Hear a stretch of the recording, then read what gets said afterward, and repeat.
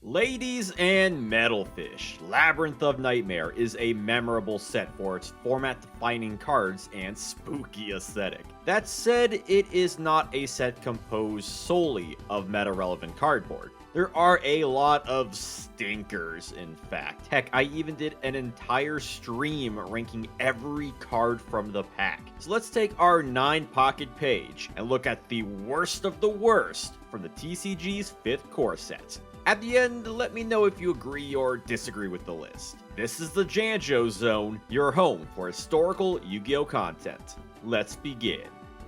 Per usual, the top of my list are for the blandest vanillas, a wafer, if you will. Flame Dancer is arguably the worst of the bunch, with its lackluster stats, poorly supported fire attribute and pyrotyping, and an awkward 2-star level. Lightning Conger has similar issues, but its higher defense, 3 stars, and water attribute gives it some edge over our fiery friend.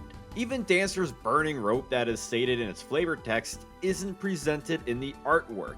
This is a byproduct of a bygone age, an age that was out of date even in Legend of Blue Eyes. Oof, what a trip up. Following that train we have Gadget Soldier. While there are few tribute monsters in LON, Gadget Soldier takes the underbaked cake. Marie the Fallen One has synergy with the Fire Princess burn deck. Dark Necrofear has a good effect. Soul of Purity and Light works in light decks, and Amphibian Beast, Empress Mantis, and the Earl of Demise have higher attack stats. Soldier has 2k defense points, sure. However, both of its stats are applicable to low-level monsters like Kaiku, who came out in this set, and Humanoid Slime, who also came out in this set. Let alone the new Gemini Elf that can simply beat over this stinker. You can't even argue a limiter removal play since Mechanical Chaser exists. Turns out being rust-free is not equivalent to being a good card. Speaking of terrible cards, Cyclone Laser makes its TCG debut here. This is a specific equip spell for Gradius, a 1200 attacker vanilla. The laser increases its attack by 300 points, as well as granting it piercing damage. Technically speaking, it's okay, as it increases attack and gives an additional effect. When you look deeper into it, the issues arise at surface level. Gradius with laser only adds up to a measly 1500 attack stat, which still can't beat over anything worth attacking over. The piercing might come in handy theoretically, however due to its weak attack, it's only going to inflict so much, and not do much to save itself for a following turn against your opponent's counterattack. It desperately needed to be a, at the very least, 500 buff with a third effect like destroy this card if Gradius would be destroyed by battle. As it stands, this card is just like its English translation, a mistake. It's at this point we'll discuss Spirit of the Breeze. Boy, what a backwards effect this monster has. Don't let its soothing art fool you. This card is a fart in the wind. 0 attack with 1800 defense is okay as far as defender goes. Its effect is where the problem lies. As long as Breeze remains in face-up attack position on your field, you gain 1k LP during your standby phase. Excuse me? Why did this clearly defensive monster need to be at attack position for its effect? It defeats the entire purpose of the card. You're significantly more likely to take more than 1000 damage just by leaving this card in the attack position. And it's not like life gain is an important tool, even if you're playing some stun deck in the DM era. It's not the worst card in the set given you can just set it and pray, but it is a baffling backwards effect that makes me want to take this gentle breeze and gently push it off a cliff. And if you're enjoying this video and want to support beyond liking and subscribbling, then be sure to join my Patreon to help ensure the future of the Janjo Zone, alongside getting early access to videos and exclusive content. In the top 5, you're doing great by the way, we've got Jam Defender. Look, I see the point of this card. It redirects an attack to your Revival Jam, a monster that can revive itself during your next standby phase. All would be fine and dandy if it wasn't for Jam requiring you to spend 1k LP to revive it. So Defender's utility is severely capped by the slow and costly usage of Jam. Also assuming your opponent doesn't have the proper way to deal with your board in the first place, like multiple monsters or a board clear. This is another case of the card needing an additional effect to improve Revival Jam's potential, like increasing its stat during damage calc, reducing the revival cost requirement, or speeding up the revival. Jam Defender has the unfortunate luck to be a card that was sabotaged by game balancing. It's not inherently its fault from a card design standpoint, yet that doesn't defend it from being one of Labyrinth of Nightmare's worst cards. Speaking of slimes, Jam Breeding Machine is equally terrible. The continuous spell, during your standby phase, special summons one slime token. Sounds great? Well, slap on your weak token is in attack position, and the fact that you can't summon monsters only set that turn, and you got yourself a recipe for spoiled jam. Yeah, your slime is unprotected, and you can't use them for a tribute, and you can't even special summon monsters either.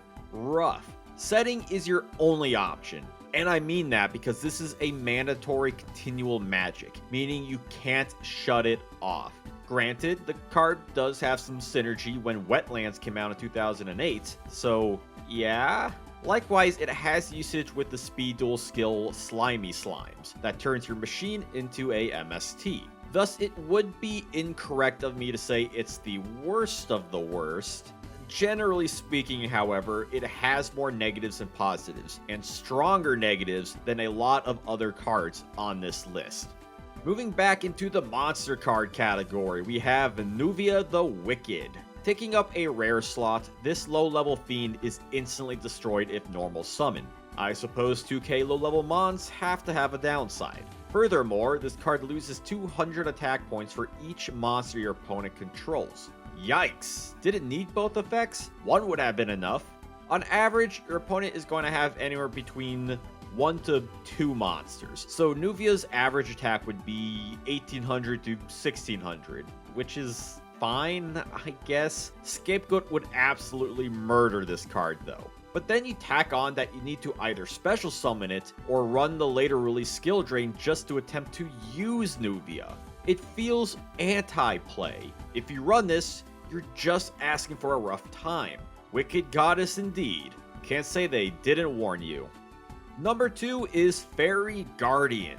This monster simply has a terrible effect. You contribute this face-up card to recur a spell sent to your grave by an opponent's card effect this turn, to the bottom of your deck. Finally, a card that makes me want to puke. Let me get this straight. You have to get rid of your own monster, one that you most likely normal summon that turn, to return a spell card destroyed this turn, specifically by your opponent, and send it to the very bottom of your deck?